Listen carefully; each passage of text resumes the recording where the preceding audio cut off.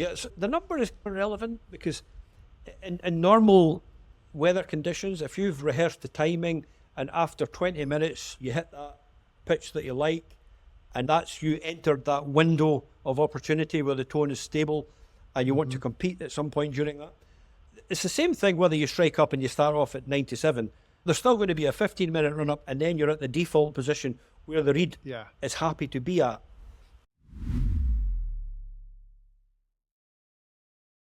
Good morning, everybody. Today, I want to share a little excerpt from an hour-long interview that I did with Robert Mathieson as part of our bagpipe tuning algorithm suite that we just released here at the dojo. Head over to pipersdojo.com/tuning to learn everything there is about that course. For example, contained in the course are 11 interviews just like this with world-famous pipers.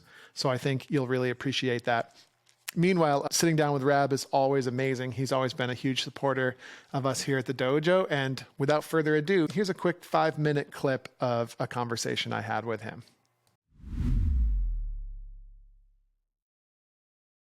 I've heard bands when they walk up to the line and they've overtuned where you can tell, where their drones had come in at the end of the medley are better than they are at the beginning. And when they strike up at the beginning, their chanters sound dull.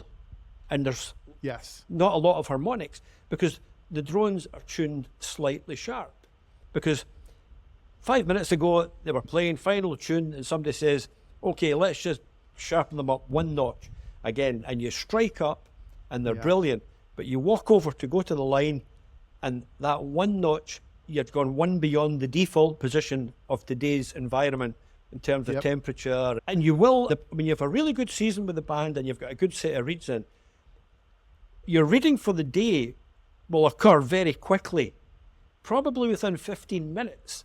Yes. That's settled reading, and you think, okay, now we can keep playing it. Let's say it was 84, right, is the magic number that you at that point in time. If you go on there competing at 87, you're going to be overtuned. Unless the weather dramatically changes. That just reminds me of the Worlds last year where it was literally 20 degrees, maybe not Celsius, but it was very hot, like way hotter than you'd ever expect at a pipe band competition in Scotland. And so we did have really high numbers.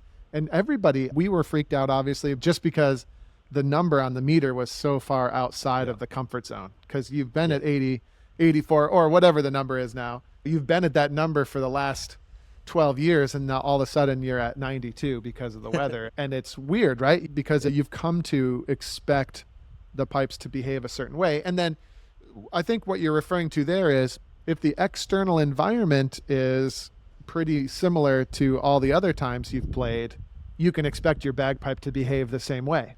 Yeah, exactly. Yes. The number is irrelevant because in normal weather conditions, if you've rehearsed the timing and after 20 minutes you hit that pitch that you like, and that's you entered that window of opportunity where the tone is stable and you want to compete at some point during that. It's the same thing whether you strike up and you start off at 97. There's still going to be a 15-minute run-up and then you're at the default position where the reed is happy to be at. And it's, by overtuning, some people just tune them, the bands give them that extra tune.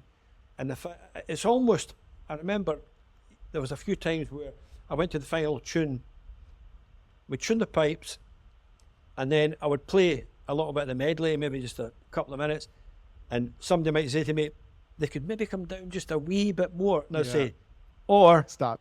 We could stop playing and just let them drop a little bit. But that's having, you have to have cojones to make that decision under the contest environment. And if the band's going really well and you've rehearsed the tonal journey every practice, you say, no, I know that's where we're at the stable point now, so just let the drones drop back slightly. Now, if you get it right, the beauty of that is when it drops back slightly to the droney, what I call the chanter reed will flower.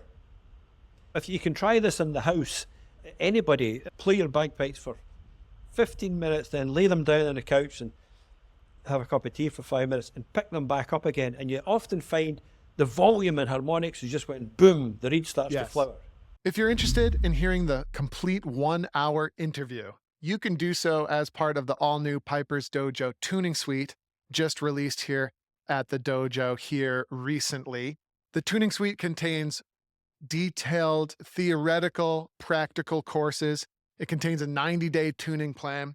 It contains a distillation of basically everything you could ever dream of needing to know about tuning, including transcripts from the interviews here in this textbook. It includes a how to tune your pipe band course, and it includes a robust triple your money back guarantee. Basically our promise to you that within 90 days of doing our training program and soaking in the course, you'll be a great tuner. So I'd be honored if you went to check that out at pipersdojo.com/tuning now. And if you purchase before October 22nd, you can receive $80 off and a couple of other great bonuses as well. So head over to pipersdojo.com/tuning today. Meanwhile, thanks so much for listening, and we'll see you next time.